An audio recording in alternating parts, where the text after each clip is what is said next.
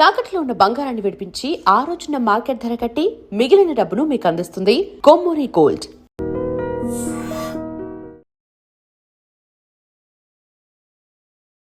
నమస్తే, welcome to ఐట్రిప్.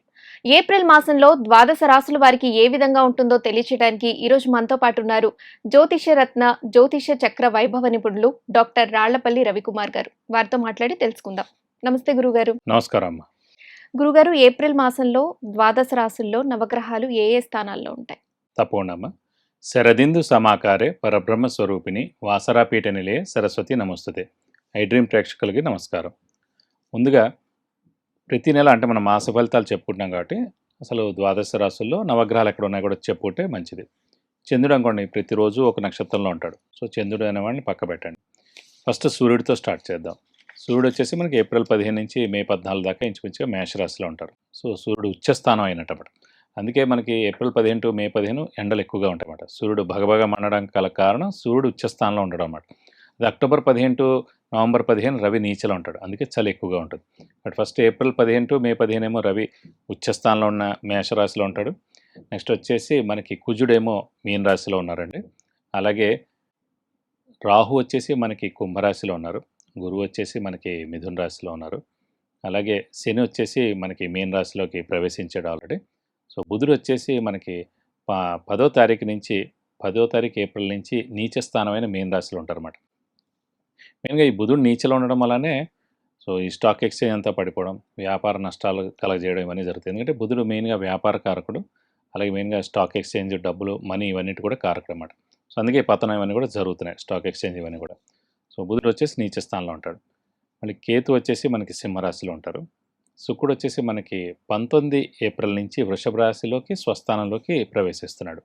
ఇది కాకుండా మెయిన్గా రాహు కేతువుల మధ్యన గ్రహాలు ఏం లేవు.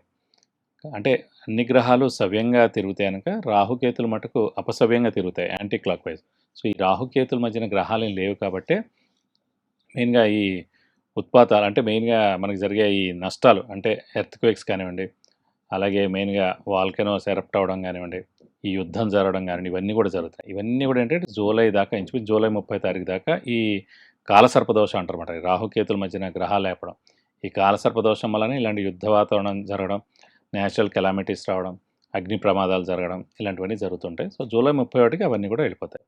ఇవండి నవగ్రహాలు ద్వాదశ రాశిలో ఈ స్థానాల్లో ఉన్నాయి. గురుగారు, ఏప్రిల్ మాసం వృశ్చిక రాశి వారికి ఏ విధంగా ఉండబోతుంది?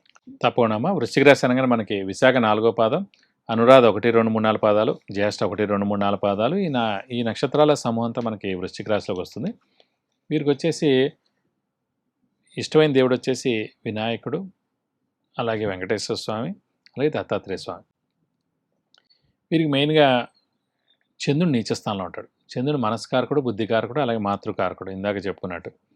సో చంద్రుడు నీచలో ఉండడం వల్ల విపరీతమైన ఆలోచన, అధైర్యం, స్ట్రెస్, స్ట్రెయిన్, మానసిక ఆందోళన, అనుమానం ఉండడం, విపరీతమైన ఎక్కడ ఏం లేకపోయినా ఇక్కడ ఏదో ఉంది, ఇక్కడ ఏదో జరిగిపోతుందని భ్రమపడడం, బాధపడడం ఇవన్నీ ఎక్కువగా ఉంటాయి. సో వీరికి మెయిన్గా ఏంటంటే పరిహారాలు 2 పర్మనెంట్గా చెప్పుకోవాల్సింది. గోచారీత్యా కానీ జాతరీత్యా కానీ పరిహారాలు వేరే ఉన్నా కూడా వీరు ఫిక్స్డ్గా పర్మనెంట్గా చేసుకోవాల్సిన రెమెడీస్ వచ్చేసి మెయిన్గా ప్రతి సోమవారం ఉపవాసం ఉండడం, అలాగే ముత్యం 3 క్యారెట్స్ బంగారంలో రైట్ హ్యాండ్ రింగ్ ఫింగర్కి, ఉంగరం వేలికి సో సోమవారం రోజున ధరించాలి. ధరించే ముందు శివుడికి కానీ అమ్మవారికి కానీ అభిషేకం కానీ అర్చన కానీ చేయించి పెట్టుకుంటే చాలా మంచిది. కేవలం సోమవారం మాత్రమే ధరించాలి గురుగారు? ప్రతిరోజు ధరించాలి. ఫస్ట్ టైం పెట్టుకున్నప్పుడు సోమవారం పెట్టుకోవాలి. సోమవారం చంద్రుడికి ప్రతీక. చంద్రుడు మెయిన్గా ముత్యం కాబట్టి చంద్రుడికి మెయిన్గా మనం పెట్టుకునే ఈ స్టోన్ జీవితం మొత్తం పర్మనెంట్గా ఉంచుకోవాలి. ఎవరైనా చనిపోయినప్పుడు అక్కడికి వెళ్ళినప్పుడు మటుకు ఈ స్టోన్ తీసేసి వెళ్ళాలి. ఎందుకంటే అక్కడికి వెళ్ళినప్పుడు ఏమవుతుంది, మొత్తం అందరూ బాధలో ఉంటారు అన్నమాట. సో మనం ఒక స్టోన్ పెట్టుకుని వెళ్ళినప్పుడు ఏమవుతుందంటే ఆ బాధ అంతా కూడా దీనికి అట్రాక్ట్ అయిపోద్ది. సో మనం ఎక్కువగా బాధపడాల్సిన సమయం వస్తుందన్నమాట. అందుకే స్టోన్స్ అస్సలు పట్టుకెళ్ళవు. ఎందుకంటే ప్రతి స్టోన్కి 5-6 ఏళ్ళు బలం ఉంటుంది, తర్వాత తగ్గుతూ ఉంటుంది. ఒక వజ్రం మటుకు ఎప్పటికీ తగ్గదు. అలా చెప్పి పెట్టుకుని వెళ్ళాలని కాదు, కానీ ఏ స్టోన్ కూడా పెట్టుకుని వెళ్ళకూడదండి చావు ప్లేసెస్లో కానీ ఎక్కడ కానీ. సో మన స్టోన్ తీసేసి వెళ్ళాలి. మన తర్వాత వచ్చిన తర్వాత తలస్నానం చేసేసి కొంచెం దేవుడి దగ్గర మళ్ళీ పెట్టి మనం చేతికి పెట్టుకుంటే మంచిది. కాబట్టి ఇవి 2 పరిహారాలు ఖచ్చితంగా పాటించాలి. ప్రస్తుతం ఏంటంటే పంచమ స్థానంలో శని ఉన్నాడు, పర్వాలేదు. చతుర్థ స్థానంలో రాహు కొంచెం ప్రాబ్లమేటికే. అలాగే అష్టమంలో గురువు కూడా మిశ్రమ ఫలితాలు ఇస్తాడు. అంటే అష్టమంలో గురువు ఉన్నాడు అనుకోండి, మామూలుగా అష్టమ స్థానం అనేది ఆయుష్ స్థానం, అలాగే డిలేస్కి స్థానం, అలాగే యాక్సిడెంట్స్కి స్థానం. అలా అని చెప్పి ఏదో యాక్సిడెంట్ అవుతుంది, ఆయుష్ తగ్గుతుంది అనేం కాదు. ఎందుకంటే శుభగ్రహమైన గురువు ఉన్నాడు కాబట్టి ఇవన్నిటించి ప్రొటెక్ట్ చేస్తాడు. ఇంకా శుభగ్రహం దైవానికి అధిపతి గురువు, మెయిన్గా బృహస్పతి కాబట్టి అతను హెల్పే చేస్తాడు. సో ఇలాంటివి ఏం జరగకుండా ఉంటాడు. కానీ బలం తగ్గుతుంది. దైవబలం అనేది ఉన్నా కూడా గురుబలం అనేది కూడా తక్కువగా ఉంటుంది అష్టమ స్థానంలో ఉన్నందుకు. సో వాళ్ళకి వచ్చేసి మళ్ళీ జూన్ 2 నుంచి గురుబలం స్టార్ట్ అయిపోతుంది మళ్ళీ. సో ఈ 2 నెలల మటుకు కొంచెం దైవబలం అనేది తక్కువగా ఉంటుంది, మిశ్రమంగా ఉంటుందని చెప్పుకోవాలి. సో శ్రమకాలం ధనం వ్యర్థమయ్యేందుకు అవకాశం ఉంది. అవసరానికి డబ్బులు సమకూరు, రావాల్సిన బాకీలు ఆలస్యం అవుతాయి. బాకీలు వాళ్ళు ఎవరైతే మనకి డబ్బులు ఇవ్వాలో వాళ్ళు ఏడిపిస్తూ ఉంటారు, మనం కొత్త అప్పులు చేయాల్సి ఉంటుంది. సో ఇలా మిశ్రమంగా ఉంటుందని చెప్పుకోవాలి ధనుసు రాశి వారికి వృశ్చిక రాశి వారికి ఈ మాసం అంతా. అయితే గురుగారు వీరికి ఆర్థికంగా ఇంకా మెరుగయ్యే అవకాశాలు ఉంటాయంటారా? ఆర్థికంగా బాగుండాలంటే ఎప్పుడు కూడా అండి 2, 5, 7, 9, 11 స్థానాల్లో గురువు ప్రవేశించినప్పుడు ఆ సంవత్సర కాలం అంతా బాగుండడం. సో ప్రస్తుతం అష్టమంలో ఉంది కాబట్టి అష్టమం ఆల్రెడీ డిలేస్ అని చెప్పుకున్నాం. ధనకారకుడే గురువు. అలాంటి దానికి ఆర్థికంగా ఎలా ఉంటుందని మీరు అడిగారు. సో ఆర్థికానికి మెయిన్గా బాగుండాల్సిన గ్రహమే గురువు కాబట్టి అష్టమంలో ఉన్నాడు కాబట్టి మిశ్రమ ఫలితం అనమాట. కొత్త అప్పులు కూడా చేయాల్సి ఉంటుంది, డబ్బులు చేతిలో నిలబడవు, అనవసరమైన ఖర్చులు వస్తుంటాయి. ఇంట్లో ఏదో ఒకటి చిన్న చిన్న ప్రాబ్లమ్స్ ఇందాక చెప్పుకున్నాం చూడండి, ఆ ఫ్రిడ్జ్ పాడైపోవడం, ఆ ఏసీ పాడైపోవడం, బండి పాడైపోవడం. సో మళ్ళీ కొత్తదైనా కొనాలి, లేదంటే దాన్ని బాగు చేయించాలి. కొత్తది కొనాలంటే ₹1000, బాగు చేయించాలన్నా కూడా మినిమం ఎన్నో ₹1000 అవుతుంది. సో ఏం చేయాలో తెలియని పరిస్థితి అన్నమాట. పోన్లే అని చెప్పి దాన్ని ఇంకా పెండింగ్ పెట్టడం, పోస్ట్ పోన్ చేయాల్సి ఉంటుంది అన్నమాట.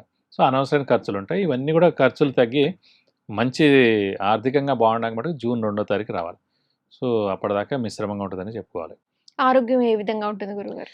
ఆరోగ్యం మటుకు బాగానే ఉంటుందండి. ఎందుకంటే శని గ్రహం బాగానే ఉన్నాడు, రవి గ్రహం అతను ఉచ్చ స్థానంలో ఉన్నాడు కాబట్టి ప్రస్తుతం ఏప్రిల్ 15 నుంచి ఆరోగ్యపరంగా మటుకు బాగుంటుందని చెప్పుకోవాలి. అయితే ఈ మాసం ఎలాంటి పరిహారాలు చేసుకుంటే వారికి మంచి జరుగుతుంది? ప్రస్తుతం ఈ 2 నెలలు గురువు అష్టమ స్థానంలో ఉన్నందుకు ఏంటంటే ప్రతి గురువారం ఉపవాసం ఉండడం, దత్తాత్రేయ స్వామి అష్టోత్తరం ప్రతిరోజు చదువుకుంటూ ఉండడం, ప్రతి గురువారం దత్తాత్రేయ స్వామి టెంపుల్కి వెళ్ళి 41 ప్రదక్షిణాలు చేసి వీలైతే అభిషేకం కానీ అర్చన కానీ ఆ దత్తాత్రేయ స్వామికి మీ పేరు నక్షత్ర గోతనామాలతో చేస్తే మీకు అన్ని విధాలా మంచి చేకూరుతుంది. ధన్యవాదాలు గురుగారు. నమస్కారం.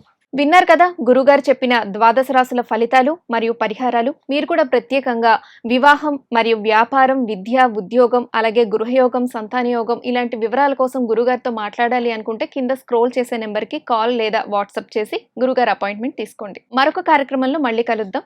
నమస్కారం. And for more videos, Please subscribe to iDream. Please subscribe to iDream. Please subscribe iDream. And please subscribe to iDream. For more videos, subscribe to iDream. please like, share and subscribe to the channel. Congratulations, iDream. Subscribe to iDream. Subscribe to iDream. So subscribe to iDream Media. iDream की iDream team अंदर की huge congratulations. Please subscribe iDream Media. Please subscribe to iDream. Subscribe iDream. Please subscribe to iDream. iDream అంటే నా కళల channel subscribe చేసుకున్న నోరు తిరుగుతలేదు, మీరైతే గంట గుర్తు కొట్టండి. For more such videos, please subscribe to iDream.